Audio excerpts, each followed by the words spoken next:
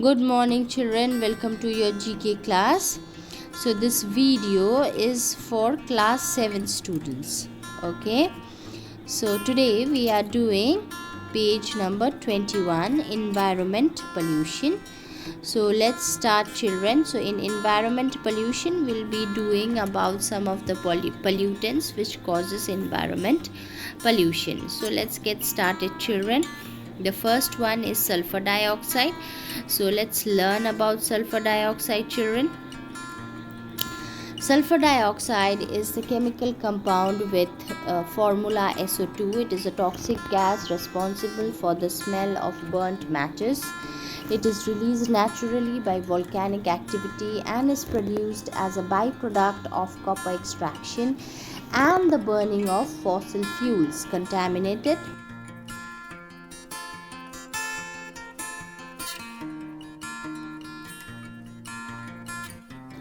rain.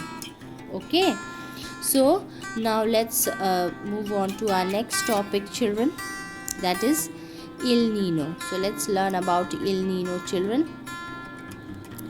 El Nino is a climate pattern that describes the unusual warming of surface waters in the eastern tropical Pacific Ocean. El Nino is the warm phase of a larger phenomenon called the El Nino Southern Oscillation. So this is the El Nino year picture out here. So you can see how this El Nino causes the warming of the water surface. Okay, this blue colors are all water surface. So this El Nino actually causes warming of surface water in the eastern tropical Pacific Ocean. Okay, so let's move on to our next topic children. Our next topic is aerosol. Okay, so let's read what is an aerosol. Let's know about it first. An aerosol is a suspension of fine solid particles or liquid droplets in air or another gas. Aerosols can be natural or anthropogenic. Examples of natural aerosols are fog or mist, dust, forest exudates and geyser system. Examples of anthropogenic aerosols, particulate air pollutants and smoke. So this is how a aerosol looks like. Okay children, you can see over here. And aerosol usually it is very harmful because this scatters sunlight back into the space. Okay, due to which it can be a part of causing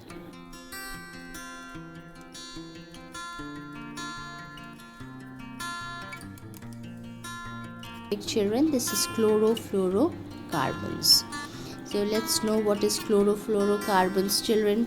Chlorofluorocarbons or CFCs are non-toxic, non-flammable chemicals containing atoms of carbon, chlorine and fluorine.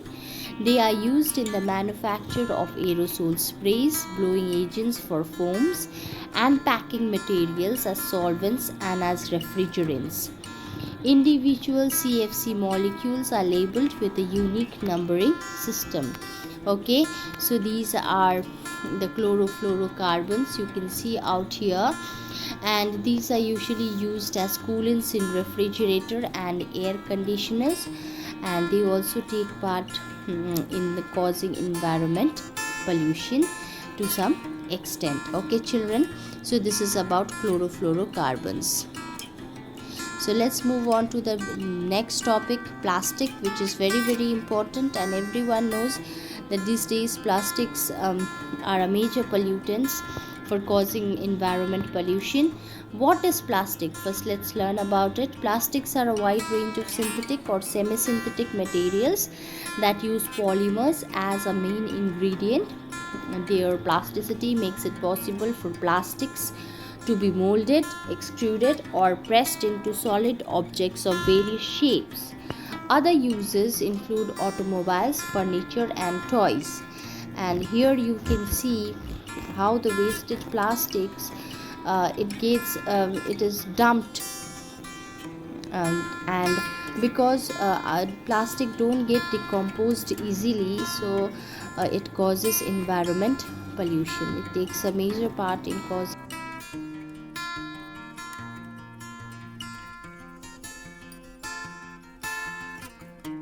ozone. Okay, so first let's know what is ozone. So ozone or trioxygen is an inorganic molecule with chemical formula O3. It is a pale blue gas with a distinctively pungent smell.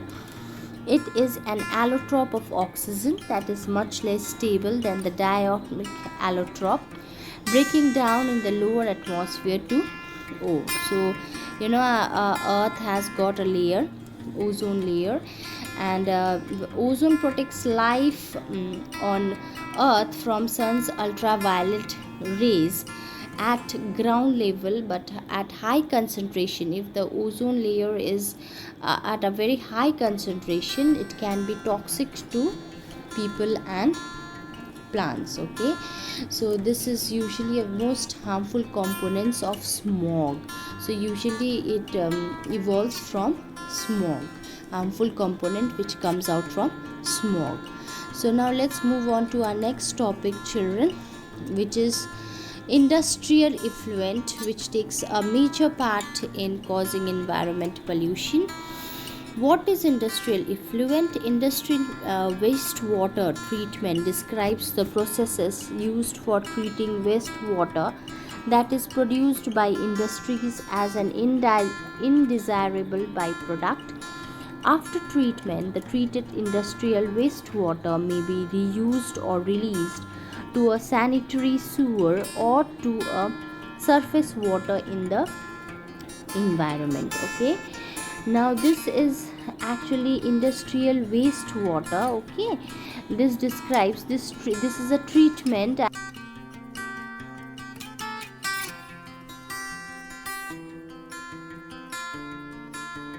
is produced, like a lot of wastewaters are produced from the industries, and this wastewater that is produced as an undesirable byproduct. So after the treatment, the treated industrial wastewater may be reused or released to a sanitary sewer or to a surface water in the environment. So this is the not a source of indoor air pollution. So this occurs totally in outdoors. Okay, so with this, children, we have learned about some of the pollutants which causes pollution. Okay, now let's move on to our exercise.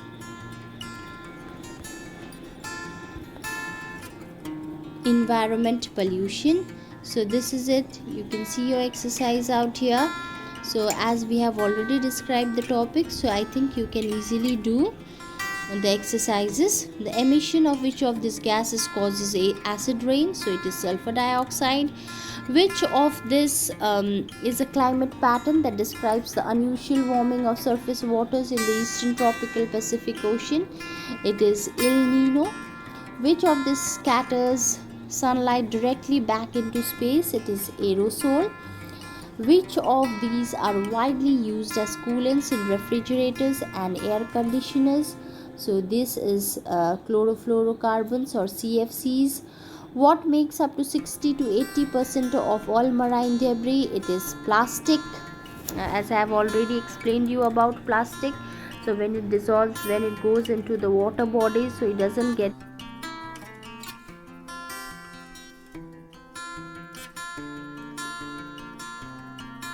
marine pollution. And number 6, water pollution, and so marine organisms also get affected with it. So number 6 is, which of this is one of the most harmful components of smoke? It is ozone. Which of this is, number 7, which of this is not a source of indoor air pollution? It's industrial effluent. It is not a source of indoor air pollution. It is usually outdoor. It happens usually outdoor. So this is it, children.